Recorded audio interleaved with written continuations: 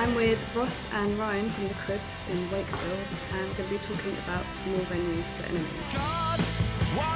Speaking of Wakefield, what is your favourite small venue here? I think our overall favourite venue that's ever been here is a bar called Players, which, you know, when we were teenagers and growing up and stuff like that was like the local like dive kind of rock bar, you know, kind of like it's got kind of like a bit of a CBGB's kind of vibe to it, I guess.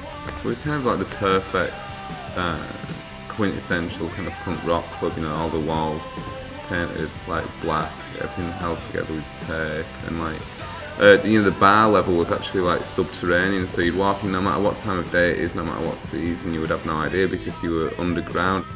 That place closed down. I just don't feel like anything ever really filled the hole that was left by that, you know, because it's such a shame when you get used to having a venue there where you can go see bands play, and then when all of a sudden it's gone, what are you supposed to do then, you know? Do you think we are losing that kind of intimacy you get with smaller gigs? Is it lost forever, or is there a way for it to come back? I think as bands get bigger, a lot of them just kind of forget about that kind of thing, you know, like about the smaller venues and smaller gigs. We've always tried to keep, we've always tried to, even though like we can, you know, we do like big venues and stuff now, but like we, you know, sometimes we'll just play like spontaneous shows in smaller places.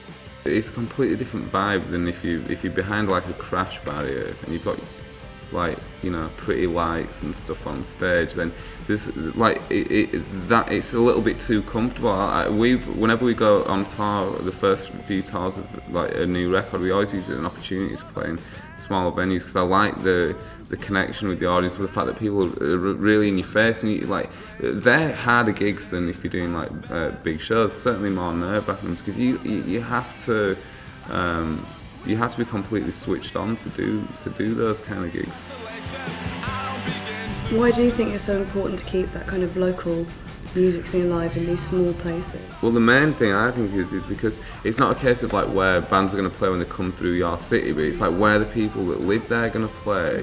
The whole appeal of Players for us was not only would you see bands there, but you'd think, oh, I'm going to do a gig in here, and it gave you something to shoot at, you know, it gave you like an attainable goal that absolutely sets you off on the right path.